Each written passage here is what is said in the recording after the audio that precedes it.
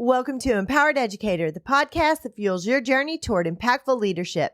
Today, I'm diving into self-care for leaders during this demanding spring semester. As education professionals, we often find ourselves powering through, even in the face of challenges like the flu, because the idea of stepping back seems impossible. But what if embracing self-care could be the key to enhancing your leadership?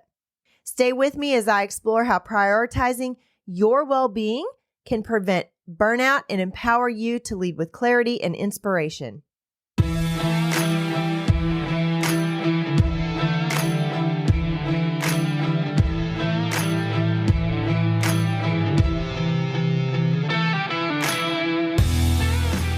Hi, friend. Are you ready to move into a leadership position?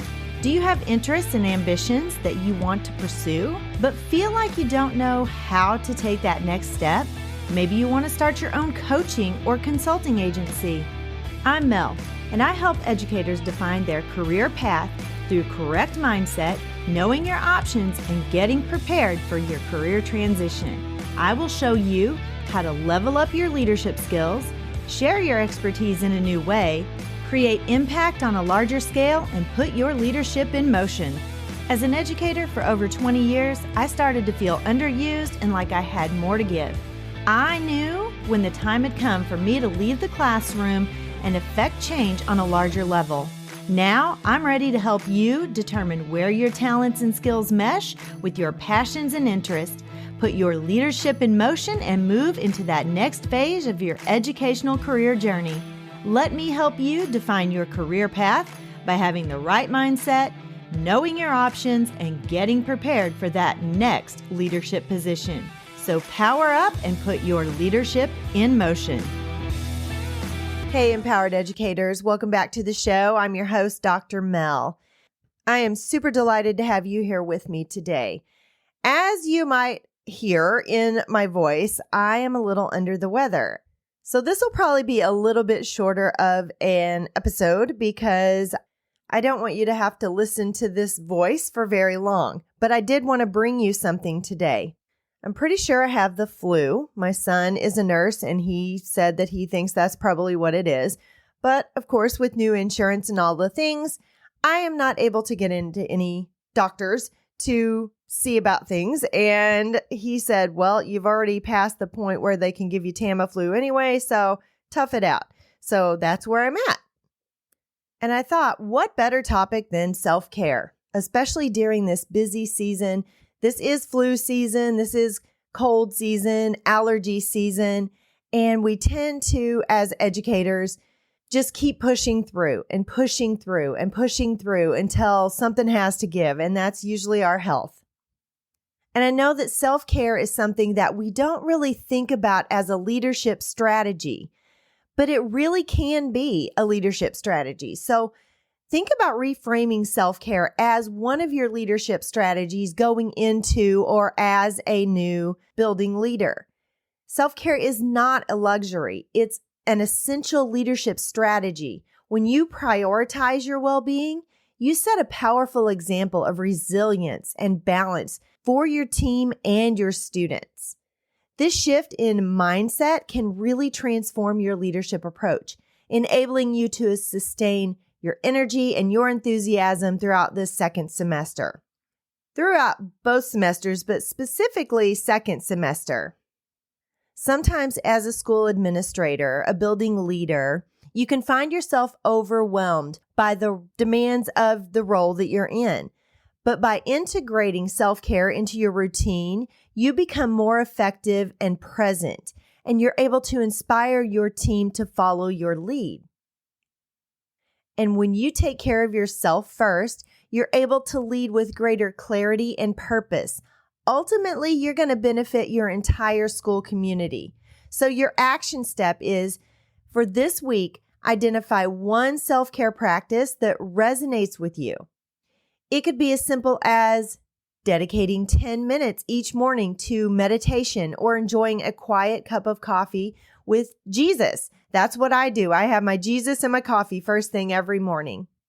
Consistently carve out this time for yourself and observe how it influences your mood and your interactions throughout the day.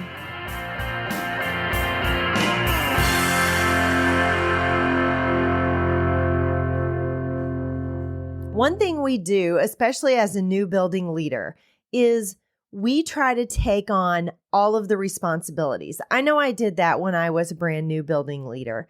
I didn't want to burden my staff. I also wanted them to view me as the building leader, so I tended to take on more than I really needed to. A great leadership skill is the ability to delegate tasks and set those boundaries effectively. It's tempting to shoulder every responsibility, but true leadership is about empowering others. By trusting your team and sharing that workload, you create that environment where everyone can thrive. When you delegate effectively, you reduce your own stress and you encourage growth and you have confidence within your team. When you allow others to contribute meaningfully, you cultivate a collaborative atmosphere that benefits everyone involved. So your action step is to choose one task this week that you can delegate to a capable team member. Clearly communicate your expectations and provide the necessary support to ensure that they are able to be successful. Then reflect on the time saved. Notice how it feels to have that time recovered. And then think about how you can either use that time going forward from now on when you're able to delegate more tasks to either recharge or to focus those energies that you have now on strategic planning.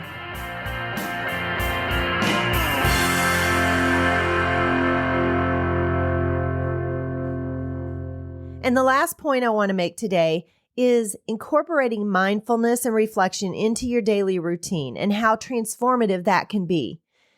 The practice of mindfulness and reflection helps you remain grounded and enhance your decision-making abilities. Take a few moments each day to reflect on your achievements and set intentions for the day ahead. This simple act can lead to profound insights and a more centered approach to your leadership.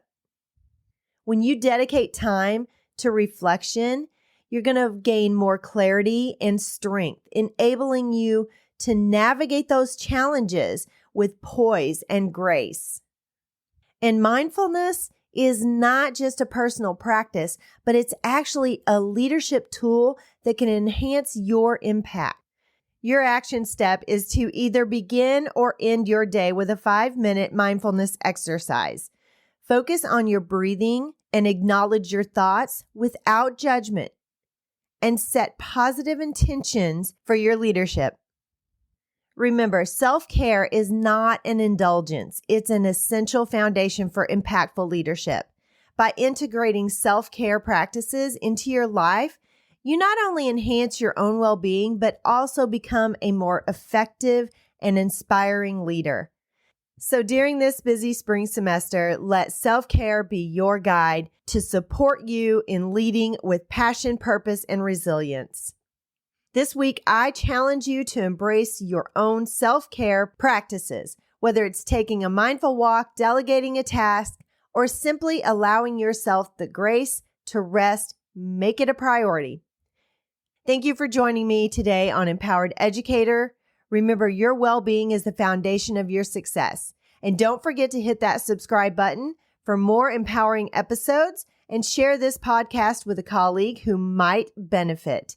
Until next week, continue to lead with passion, purpose, and the knowledge that taking care of yourself is the first step toward making a lasting impact.